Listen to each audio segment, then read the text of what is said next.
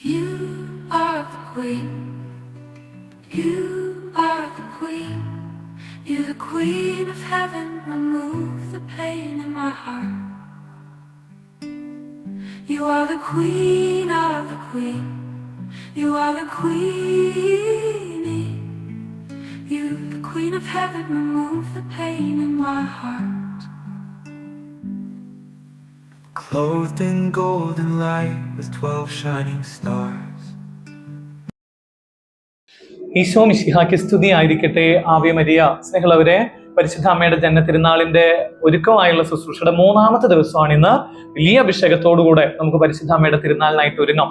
ഇന്ന് പരിശുദ്ധ അമ്മ സ്നേഹമുള്ള നമ്മളോട് ഒരു ചെക്ക് വയ്ക്കുന്നത് പോലെ ഒരു കാര്യം ചോദിക്കുകയാണ്. നിങ്ങൾ ശരിക്കും നിങ്ങളുടെ ജീവിതത്തിൽ ഒരു പ്രശ്നം വരുമ്പോൾ ആരുടെ അടുത്തേക്കാണ് ഓടിപ്പോകുന്നത് എന്ന് അമ്മ ചോദിക്കുകയാണ്. അതായത് ലൈഫിൽ ഒരു പ്രശ്നം വന്നു, ആ പ്രശ്നം വരുമ്പോൾ നമ്മൾ ഏറ്റവും ആദ്യം ദൈവത്തിന്റെ അടുത്തേക്കാണോ ഓടിപ്പോകുന്നത്, അതോ മറ്റ് വ്യക്തികളുടെ അടുത്തേക്കാണോ, അല്ലെങ്കിൽ മറ്റ് വസ്തുക്കളുടെ അടുത്തേക്കാണോ എന്നൊക്കെ ചോദിക്കാം.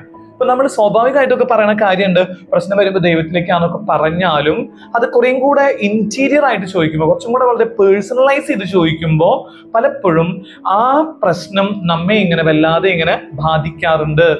വലിയ രീതിയിലുള്ള ടെൻഷനായിട്ടും പ്രശ്നങ്ങളായിട്ടും ഒക്കെ മാറുന്നത് നമ്മൾ കാണാറുണ്ട്. ഇപ്പൊ ചിലരൊക്കെ എൻ്റെ അടുത്ത് വന്ന് കൗൺസിലിങ്ങിന് ഇരിക്കുമ്പോൾ അല്ലെങ്കിൽ പ്രാർത്ഥിക്കാനൊക്കെ പറയുമ്പോൾ അച്ഛാ ഞങ്ങൾക്ക് ഒരു പ്രശ്നം വന്നതിന് ശേഷം ഭയങ്കര ടെൻഷനാണ്, നമുക്കൊന്നും ചെയ്യാൻ പറ്റുന്നില്ല. അപ്പൊ എന്തുകൊണ്ട് ഇങ്ങനെ പറ്റുന്നില്ല എന്ന് പറയണേ ചോദിക്കുമ്പോൾ മദർ പറയുന്ന കാര്യം അവർക്ക് അടിയുറച്ച ദൈവാശ്രയ ബോധമില്ല എന്നുള്ളതാണ്. അടിയുറച്ച ദൈവാശ്രയ ബോധമുള്ള ആർക്കും രാത്രി ഉറക്കം നഷ്ടപ്പെടില്ല. രാത്രി ഉറക്കം നഷ്ടപ്പെടുന്നതിന്റെ കാരണം എന്താ? അതായത് ഇനി ഈ പ്രശ്നം എന്താവും, എങ്ങനെ ടെൻഷനൊക്കെ അതിജീവിക്കാൻ പറ്റും എന്നൊക്കെയുള്ള ടെൻഷൻ കൂടിയിട്ടാണ് അവരുടെ ഉറക്കം നഷ്ടപ്പെടുന്നത്. പക്ഷേ ഒരു ദൈവഭക്ത എന്തായിരിക്കണം? ഒരു പ്രശ്നം വരുമ്പോ, ഒരു പ്രതിബന്ധം വരുമ്പോ ഓടി ദൈവത്തിന്റെ സന്നിധിയിലേക്ക് പോകണം. പരിശുദ്ധ അമ്മ പറയാണ്, അമ്മയുടെ ജീവിതത്തിൽ അതുകൊണ്ട് രാത്രി ഉറക്കം നഷ്ടപ്പെട്ട മേഖലകളില്ല. ഇവൻ മകൻ മരിച്ചു കിടക്കുമ്പോൾ പോലും പരിശുദ്ധ അമ്മയുടെ ഉറക്കം നഷ്ടപ്പെട്ടിട്ടില്ല, പരിശുദ്ധ അമ്മയുടെ ജീവിതം നിരാശപ്പെട്ടിട്ടില്ല. നമ്മൾ ബൈബിളിൽ എവിടെയെങ്കിലും വായിച്ചിട്ടുണ്ടോ പരിശുദ്ധ അമ്മ നിരാശപ്പെട്ടു? മകനെ പിടിച്ചുകൊണ്ടുപോയപ്പോ, മകനെ മറ്റുള്ളവര് കുറ്റം പറഞ്ഞപ്പോ, മറ്റുള്ളവര് വിമർശിച്ചപ്പോ, അപ്പോഴൊന്നും പരിശുദ്ധ അമ്മ തളർന്നിട്ടില്ല. നമ്മൾ നോക്കി നോക്കിയേ, ഒരു മോനെ കുറിച്ച് കേൾക്കാവുന്ന എല്ലാ കാര്യവും കേട്ടിട്ടുണ്ട്. എന്തൊക്കെ കേൾക്കാവോ അത് മുഴുവൻ അവനെ ഭ്രാന്തൻ എന്ന് വിളിച്ചത് പരിശുദ്ധ അമ്മ കേട്ടിട്ടുണ്ട്. എന്ന് പറഞ്ഞാൽ ഈശോയെ കുറിച്ച് അവർ പറയുന്നുണ്ട്, ഇവന് ഭ്രാന്താണ്, ഭ്രാന്ത്. ഇവൻ എന്തൊക്കെയാ അവിടെ പോയി ചെയ്യണേ? നിയമത്തിനെതിരെ സംസാരിക്കണോ, ഇവനൊരു പുതിയ പ്രവാചകനാണെന്നൊക്കെ പറഞ്ഞ് അങ്ങനെ ടെൻഷൻ ഉണ്ടാക്കുമ്പോൾ പോലും പരിശുദ്ധ അമ്മയ്ക്കൊന്നും അതൊരു ടെൻഷനായിട്ട് മാറിയില്ല. കാരണം അമ്മയുടെ ഭാരങ്ങളൊക്കെ ദൈവത്തിന്റെ കരങ്ങളിൽ ഏൽപ്പിച്ച് പ്രശ്നം വരുമ്പോ അമ്മ ഓടി ദൈവത്തിന്റെ അടുത്തേക്ക് പോയിരുന്നു.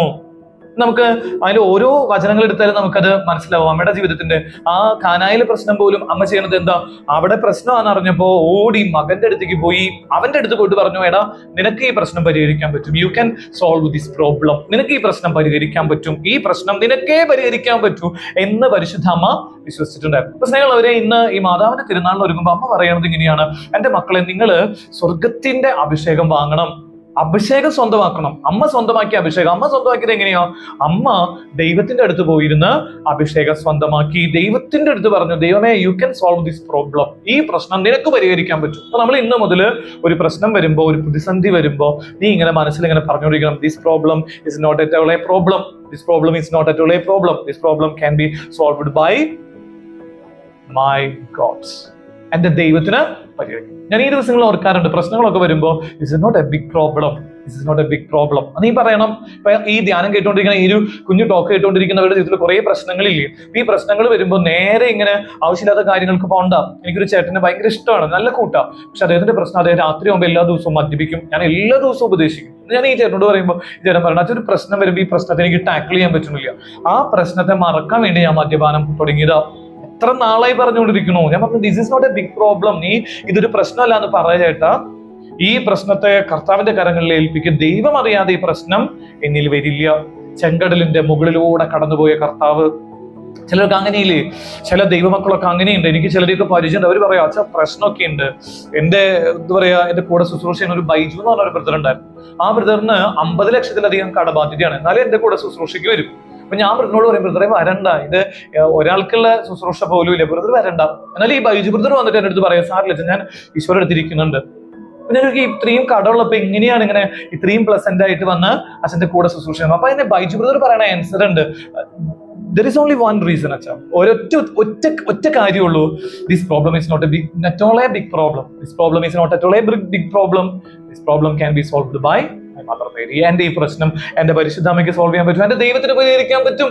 അങ്ങനെ ചിന്തിച്ച് തുടങ്ങിയിട്ടുണ്ട് സ്നേഹമുള്ളവരെ. നമ്മൾ അങ്ങനെ തുടങ്ങിയിട്ടില്ലെങ്കിൽ ഇന്ന് തുടങ്ങണം. അത് കർത്താവിന്റെ ഒരു വചനമുണ്ട്, അത് നിങ്ങളൊന്ന് പോയിട്ട് വായിക്കണം, ഒന്ന് ധ്യാനപൂർവ്വം വായിക്കണം. ആ വായിക്കുന്ന ഭാഗം എന്താണെന്നറിയോ?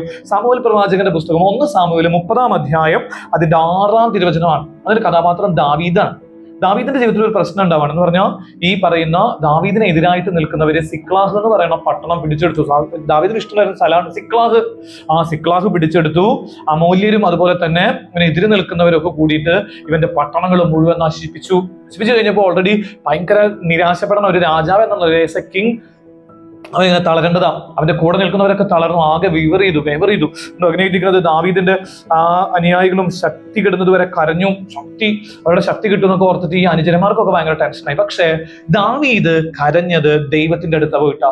അതിനാണ് വചനം ഇരിക്കുന്നത്. അതിന്റെ 6 ഇങ്ങനെയാണ്: ദാവീദ് അത്യധികം ദുഃഖിതനായി, എന്നിട്ട് എന്ത് ചെയ്തു? പക്ഷേ അവൻ എന്ത് ചെയ്തു? അവൻ ദൈവമായ കർത്താവിൽ ശരണപ്പെട്ടു. 30-ാം അധ്യായം 6 ദൈവമായ കർത്താവിൽ ശരണപ്പെട്ടു. ഒരു തിരുവചനം പറയണത് എന്താണെന്നറിയോ?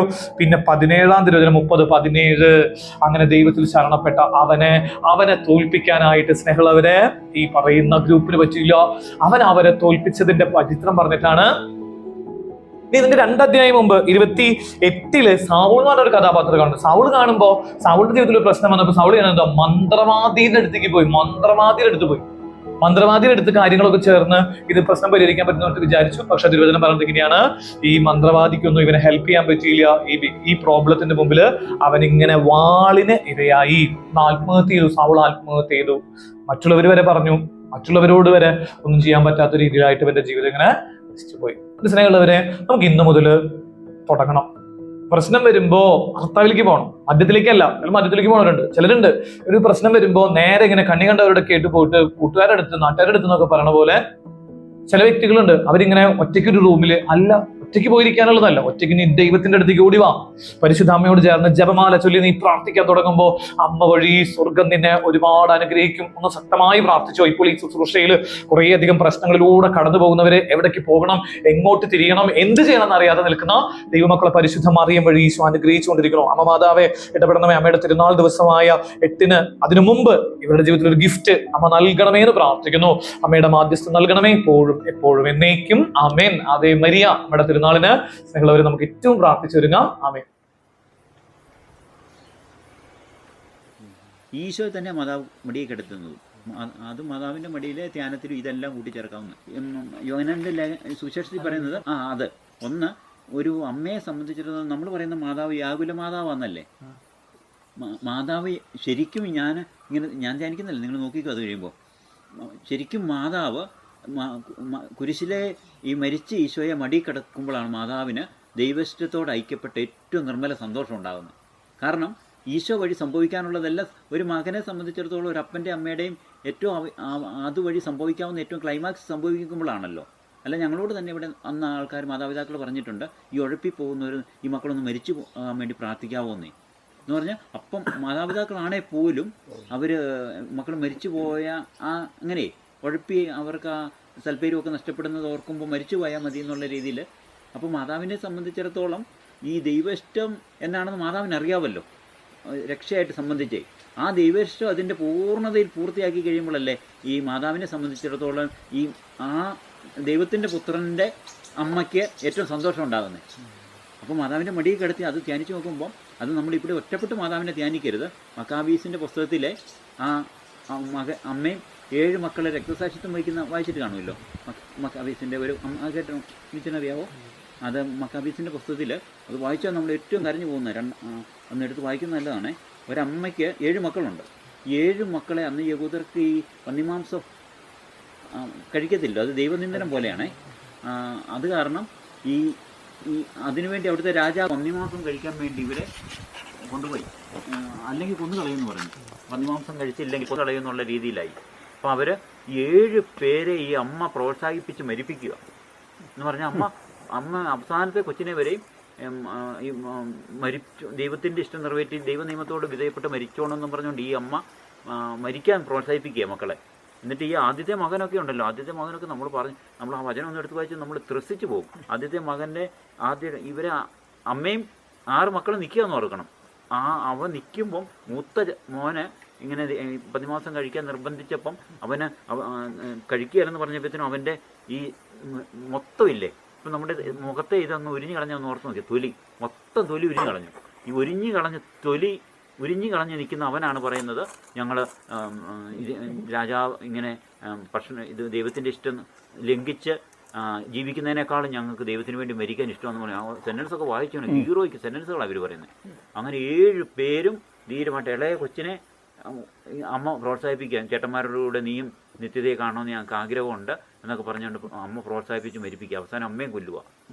ഒറ്റ നിപ്പിൽ ഈ കൊല്ലുന്നതെല്ലാം ഏറ്റവും നീച രീതിയിൽ അവർ 7 പേരെയും കൊല്ലുന്നത് ഈ മക്കളെ. അമ്മ അവസാനം ധീരമരണം പ്രാപിക്കുക. അപ്പം അമ്മ ഈ 7 പേരെയും പ്രോത്സാഹിപ്പിക്കാമെന്ന് ഓർക്കണം. അമ്മയെക്കുറിച്ചൊക്കെ അതൊന്നും എടുത്ത് വായിച്ചു നോക്കിയാൽ നമുക്ക് രക്തം തിളയ്ക്കും. അത്രയും ഭയങ്കര ഇതിനകത്താണ് അവർ എഴുതിയിരിക്കുന്നത്. അതിനകത്ത് കാരുണ്യത്തെക്കുറിച്ച് ഞാൻ പറഞ്ഞതിൻ്റെ ഇടയ്ക്കായിട്ട് പറയുന്നതാണ്. നമ്മുടെ ദൈവത്തിൻ്റെ കാരുണ്യം എന്ന് പറയുന്നത് നമുക്ക് നമ്മുടെ ഈ ലോക ജീവിതത്തിൽ കിട്ടുന്ന ഒരു സമാധാനത്തെക്കുറിച്ചാണല്ലോ നമ്മൾ ചിന്തിക്കുന്ന കാരുണ്യമേ. പക്ഷെ അതിനകത്ത് കാരുണ്യത്തെക്കുറിച്ച് പറയുന്നത് അവർ തന്നെ പറയുന്നതാണ്. ഈ പീഡകൾ ഏറ്റുകൊണ്ടിരിക്കുമ്പോൾ പറയുന്നത് കാരുണ്യം എന്ന് പറയുന്നത് അവർ ഏറ്റവും വേദനയും ഈ ശാരീരിക പീഡയും സഹിച്ചുകൊണ്ടിരിക്കുക. ഈ പീഡകൾക്ക് ശേഷം അവർക്ക് കിട്ടാനിരിക്കുന്ന നിത്യജീവനെക്കുറിച്ച് അവർ കാരുണ്യമായിട്ട്, ദൈവത്തിൻ്റെ കാരുണ്യമായിട്ട് പറയുന്നത്.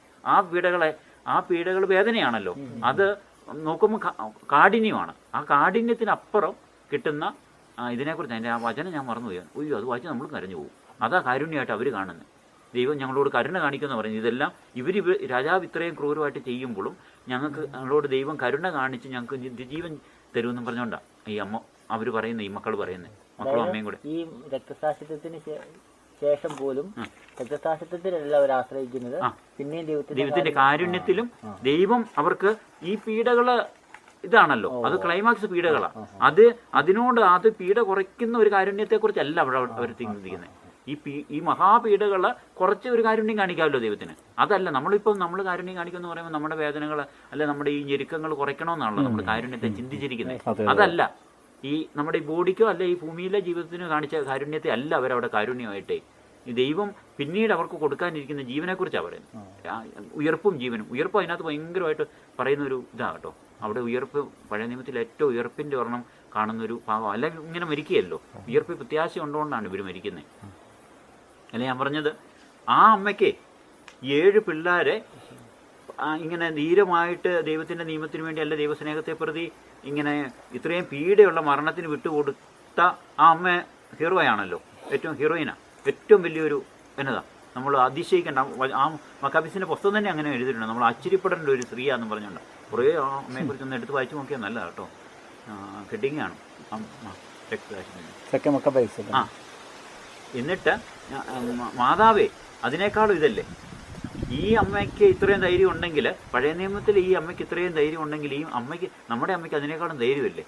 അപ്പം ഈ അമ്മയുടെ മടിയിൽ ഈ കിടക്കുന്ന കൊച്ചെന്ന് പറയുന്നത് എല്ലാം പൂർത്തിയാക്കിയവൻ്റെ ശരീരമായി കിടക്കുന്നത്. ഈശോയുടെ ശരീരമേ എല്ലാം പൂർത്തിയാക്കിയവൻ്റെ ശരീരമാണ്. ദൈവത്തിന് വേണ്ടി ഒരു മകനെക്കുറിച്ച് അല്ലെങ്കിൽ നമ്മുടെ ഒരാളെക്കുറിച്ച് ഏറ്റവും സന്തോഷിക്കാവുന്നത് അവൻ എന്നേക്കും പാവത്തോട് എന്നേക്കും മരിച്ച് ദൈവത്തിന് വേണ്ടി എന്നേക്കും ജീവിക്കുന്ന ഒരവസ്ഥയാണ്.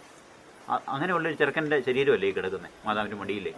3 ദൈവഷ്ടം നിറവേറ്റാൻ വേണ്ടി സഹിക്കുകയല്ല മരിക്കുക പോലും ചെയ്തവൻ്റെ ശരീരമല്ലേ. അത് ആ ഒരു അമ്മയ്ക്കുണ്ടാകുന്ന ഇതേ ഒരു ദൈവഹിതത്തോട് ഐക്യപ്പെട്ട ഒരു അമ്മയ്ക്കുണ്ടാകുന്ന ഏറ്റവും വലിയ ഭയങ്കര ഹൃദയ തികമെന്ന് പറയുന്നത് അതാണ്. ദൈവഷ്ടത്തിന് വേണ്ടി സഹിക്കുകയല്ല മരിക്കുക പോലും ചെയ്ത പുത്രൻ്റെ ശരീരം. പിന്നെ സ്നേഹത്തിന് വേണ്ടി ജീവൻ അർപ്പിച്ച ഏറ്റവും സ്നേഹമുള്ളവൻ്റെ ശരീരം ഈ മാതാവിൻ്റെ മടിയിൽ കിടന്നത്. 5 തൻ്റെ ഏകജാതനെ നൽകാൻ തക്കവിധം ലോകത്തെ അത്രമാത്രം സ്നേഹിച്ച പിതാവിൻ്റെ ഇഷ്ടത്തോട് കുരിശുമരണത്തോളം ഐക്യപ്പെട്ട, അന്നേരം മരണം ശരീരമായല്ലോ, മരിച്ച ശരീരമല്ലേ, ആ ഐക്യപ്പെട്ട പുത്രൻ്റെ ശരീരമായി കിടക്കുന്നു. അങ്ങനെ 5 കാര്യം ഇപ്പം ചിന്തിക്കുന്നുണ്ട്. ഇനി കാണും ഇത് ലൈബ്രറിയാ ഇങ്ങനെ. അങ്ങനെ അത്ര മാതാവിൻ്റെ മടിയിൽ കിടക്കുന്ന ശരീരം. അപ്പോൾ ഇതൊക്കെ നമ്മൾ ഓർക്കണം. ഈ മാതാവിൻ്റെ അല്ല വെറുതെ മാതാവ് വ്യാകുല മാതാവെന്ന് നമ്മൾ വിളിച്ചാലേ അത് മാതാവ് അങ്ങനെയല്ല, കുരിശിൻ ചോട്ടിൽ നിന്നെന്നാണ് എഴുതിയിരിക്കുന്നത്. പാഷൻ ഓഫ് ക്രൈസ്റ്റ് കണ്ട യൂറോപ്പിലെ പലരും അതിൻ്റെ തിയേറ്ററിൽ നിന്ന് മരിച്ചെന്നാണ് പറയുന്നത്, പാഷൻ ഓഫ് ക്രൈസ്റ്റ്. പക്ഷേ മാതാവ് അതിനേക്കാളും ക്രൂരമായിരുന്നു ഈ മാതാവ് കണ്ട ഈ പുത്രൻ്റെ പീഡാനുഭവങ്ങളെ. അപ്പോൾ ആ മാതാവ് അതിൻ്റെ ചുവട്ടിൽ നിന്നെന്നാണ് യോഹന്നാൻ എഴുതിയിരിക്കുന്നത്. നിൽക്കണമെങ്കിൽ ശരിക്കും പറഞ്ഞാൽ മാതാവും പിതാവായ ദൈവം തൻ്റെ ഏകജാതനെ നൽകുന്നത് പോലെ തന്നെ നമുക്ക് വേണ്ടി മാതാവും മാതാവിൻ്റെ ഏകജാതനെ നമുക്ക് വേണ്ടി തരുമായിരുന്നു. ആ ഒരു പിതാവിൻ്റെ ആ മനസ്സോടുകൂടി തന്നെ. അതാ ആ മാതാവിൻ്റെ വലിയും കൂടെ നമുക്കിപ്പോൾ ഒന്ന് ധ്യാനിച്ചാൽ കിട്ടത്തില്ല. അത്രയും വലിയ ക്ലൈമാക്സിലാണ് മാതാവ് ഇത് ചെയ്തത്. You are the queen. You are the queen. You're the queen of heaven. Remove the pain in my heart. You are the queen of the queen. You are the queenie. You're the queen of heaven. Remove the pain in my heart. Clothed in golden light with 12 shining stars, you bore the rising sun within your womb. Your name is our joy. Your feet bring us